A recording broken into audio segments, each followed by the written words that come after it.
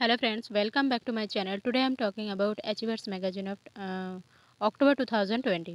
তো বন্ধুরা আমরা জানি Achievers ম্যাগাজিনটা আমাদের আপকামিং এক্সামের জন্য খুব ইম্পর্টেন্ট। বিশেষ করে এটা একটা WBCS প্ল্যানার এবং এছাড়াও Achievers সে আপনাকে ডিটেলস যে কারেন্ট অ্যাফেয়ার্সগুলো ডিটেলস দেওয়া থাকে সেগুলো আপনার আপকামিং এক্সাম আছে ICDS mains, miscellaneous mains, WBCS মেন্সের জন্য কাজে লাগবে। তো বন্ধুরা এখানে আমি অ্যাডভার্টাইজমেন্ট দিচ্ছি না। অ্যাচিভার্স ম্যাগাজিন যদি কেউ নিতে চান নিচের লিঙ্ক দেওয়া থাকবে, লিঙ্ক থেকে আপনারা ডাউনলোড করে নিতে পারবেন। It's totally free. যারা নিতে চাইছেন নিচের লিঙ্ক থেকে নিয়ে নেবেন। তো এবারের অক্টোবর 2020 অ্যাচিভার্সে কী আছে আমরা দেখে নেব। তার আগে জানিয়ে দেবো বন্ধুরা, যারা এখনও আমার চ্যানেলটিকে সাবস্ক্রাইব করেনি প্লিজ বন্ধুরা চ্যানেলটি সাবস্ক্রাইব করে নিন, পাশে নোটিফিকেশান বেলটা অন করে দিন, তাহলে যখনই আমি ইম্পর্ট্যান্ট ভিডিও আপলোড করব সবার আগে নোটিফিকেশান পেয়ে যাবেন। অবশ্যই বন্ধুদের মধ্যে শেয়ার করবেন, গ্রুপে শেয়ার করবেন, আর প্রত্যেকটা ভিডিও দেখার সময় আপনারা একটা লাইক দেবেন। বন্ধুরা আপনারা ফেসবুক পেজ এবং টেলিগ্রাম চ্যানেলে যুক্ত হতে ভুলবেন না। আর আপনারা যারা পিডিএফগুলো নিচ্ছেন তাদেরকে জানাবো, যাদের পিডিএফগুলো ডাউনলোড হয়ে যাচ্ছে, টাকা কেটে নিচ্ছে, ডাউনলোড হচ্ছে না, অবশ্যই একটা স্ক্রিনশট নিয়ে মেল করবেন, পাঠিয়ে দেওয়া হবে।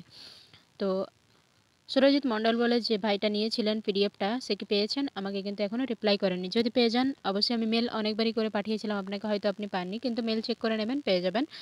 আপনি যদি পেয়ে থাকেন অবশ্যই আমাকে একটা মেল করে জানিয়ে দেবেন। তো এখানে দেখুন অ্যাচিভার্স ম্যাগাজিনের প্রথম পেজটায় এটা এরকমই থাকবে। WBCS প্ল্যানার এখানে কী কী থাকছে, নতুন কৃষি বিল সম্বন্ধে আছে, থেমে গেল প্রণব মুখোপাধ্যায়ের জীবনরথ, অর্থাৎ পুরো জীবন বৃত্তান্ত অর্থাৎ জীবনী প্রণব মুখোপাধ্যায়ের, আমরা জানি তিনি ছিলেন প্রাক্তন প্রেসিডেন্ট। ইন্দিরা গান্ধী শান্তি পুরস্কার 2019, 77তম ভেনিস চলচ্চিত্র উৎসব, US ওপেন টেনিস প্রতিযোগিতা, ইটালিয়ান ওপেন টেনিস প্রতিযোগিতা, ব্যাংক ও অর্থনীতি বিষয়ক তথ্যাবলী। দাম আছে 40 টাকা, কিন্তু আপনারা অনলাইন নিতে চাইলে এখানে লিঙ্ক দেওয়া থাকবে, টোটালি ফ্রি, আপনারা নিয়ে ডাউনলোড করে নিতে পারবেন। তো অ্যাচিভার্সের আমরা কিছু ইম্পর্ট্যান্ট যেগুলো জিনিস দিয়েছে এই পেপারে সেগুলো আমরা একটু দেখে নেব। নতুন কৃষি বিল, এটা আমাদের মেন্স এক্সামগুলোর জন্য ইম্পর্ট্যান্ট। নতুন কৃষি বিলটা কী আছে, farmers produce trade and commerce, এই আইনটাই কী আছে, যে আইন নিয়ে এত আমরা দেখেছি যে অনেক আন্দোলন চলছে এই বিলটা নিয়ে, কৃষি বিল নিয়ে। কৃষি বিলের মূল বিষয়বস্তুগুলো কী আছে একটু পড়ে নেওয়া দরকার আছে। কৃষকদের নিজেদের উদ্যোগে বাজার তৈরির উৎসাহ দেওয়া, এমনকি ব্যক্তি মালিকানাতেও যাতে ওই বাজার তৈরি হতে পারে তার ব্যবস্থা করা, এটা ঠিকঠাক। এরপরে আসুন 2 নম্বরে আছে কৃষির ওপর সরকারি নিয়মের হ্রাস শিথিল করা। 3 নম্বরে বলা হচ্ছে রাজ্যের ভিতরে ও বাইরে কৃষিপণ্যের বাণিজ্য বাধা মুক্ত হবে। 4 নম্বরে বলা আছে কৃষি বাজার থেকে আসা নানান কর ও সেস থেকে কোষাগারে আসা রাজস্ব দিয়ে কৃষি বিপণন ব্যবস্থাকে শক্তিশালী করা। 5 নম্বরে বলা আছে কৃষক ও ব্যবসায়ীরা রাজ্যের নিয়ন্ত্রিত কৃষি মান্ডিগুলির বাইরে খামারজাত পণ্য ক্রয় বিক্রয়ের স্বাধীনতা পাবে।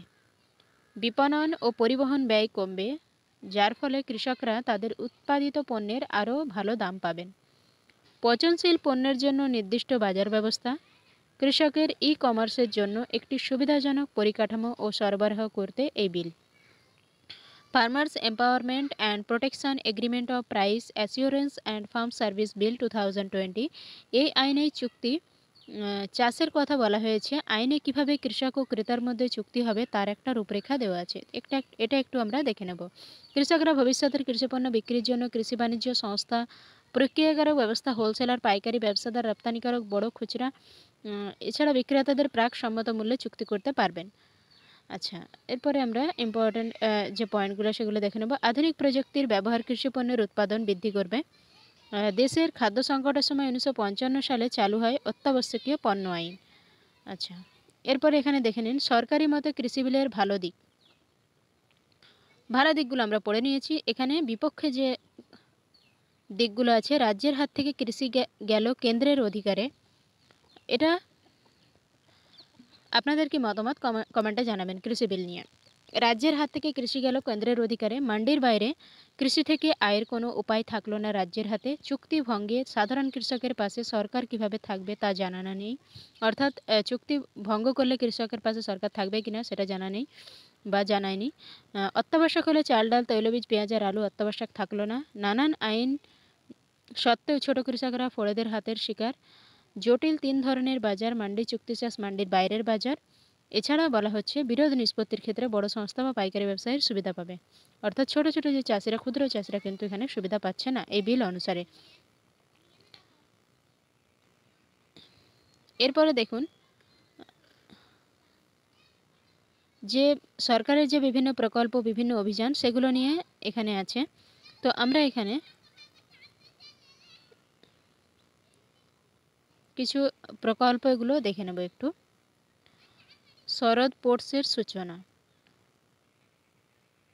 প্রকল্পগুলো কিন্তু আপকামিং এক্সামের জন্য কাজে লাগবে। আচ্ছা, আইসিডিএস এক্সাম আছে, তার জন্য যে সেই রিলেটেড যে প্রকল্প সেগুলো কিন্তু আমাদের পড়তে হবে। গুজরাটের মুখ্যমন্ত্রী মহিলা উৎকর্ষ যোজনা চালু করেছেন। এতে কি আছে, এখানে বলা হয়েছে যে 17 সেপ্টেম্বর গুজরাটের মুখ্যমন্ত্রী বিজয় রূপানী রাজ্যের মহিলা গোষ্ঠীদের জন্য সুদহীন ঋণ প্রদান প্রকল্প মুখ্যমন্ত্রী মহিলা উৎকর্ষ যোজনা চালু করলেন। 1 লক্ষ মহিলা গোষ্ঠীকে প্রায় 1000 কোটি টাকা ঋণ প্রদান করা হবে, অর্থাৎ যেখানে কোনো সুদ থাকবে না। সামিট, বৈঠক, অধিবেশন, উৎসব, সম্মেলন এগুলোও কিন্তু পড়তে হবে আপকামিং এক্সামের জন্য। আচ্ছা, চীনের সঙ্গে প্রতিদ্বন্দ্বিতা সূত্রে লাদাখ অভিযানের জন্য ভারতীয় সেনা বোফোর্স বন্দুক প্রস্তুত করেছে, এটাও জানা প্রয়োজন।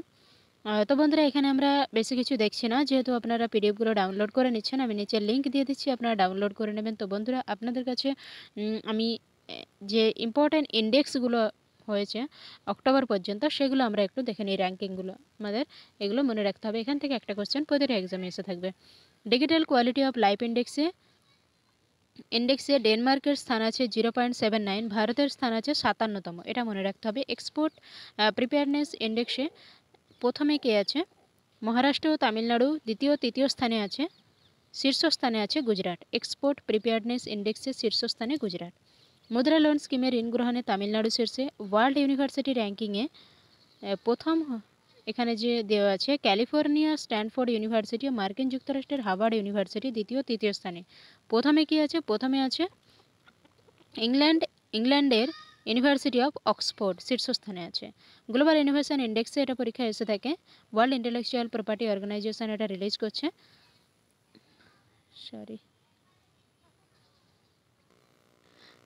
তো এখানে দেখুন মুদ্রা স্কিম লোনে তামিলনাড়ু শীর্ষে আছে।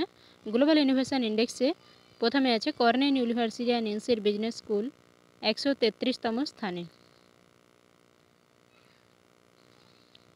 অর্থাৎ ভারতের স্থান 133তম। এরপরে দেখুন ভারতের স্থান 48তম। স্কোরটা মনে রাখতে হবে 35.00।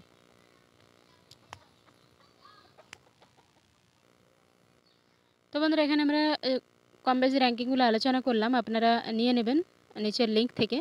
আর ইম্পর্ট্যান্ট যে বুকগুলো লঞ্চ হয়েছে সেগুলো কিন্তু আপনাদের পড়ে নিতে হবে। এছাড়াও এতে অনেক কিছুই আছে, আমি প্রথমেই বলে দিয়েছি একদম কভার পেজে যে কী কী আছে এতে। তো বন্ধুরা আজকের মতো এখানেই, পরের ভিডিওতে দেখা হচ্ছে। অবশ্যই বন্ধুদের মধ্যে শেয়ার করবেন, গ্রুপে শেয়ার করবেন, প্রত্যেকটা ভিডিও দেখার সময় একটা লাইক দেবেন, এটা আপনাদের কাছে আমার একটা রিকোয়েস্ট। আজকের মতো এখানে, পরের ভিডিওতে আমরা ম্যাথ রিজনিং এর ক্লাসে আলোচনা করব।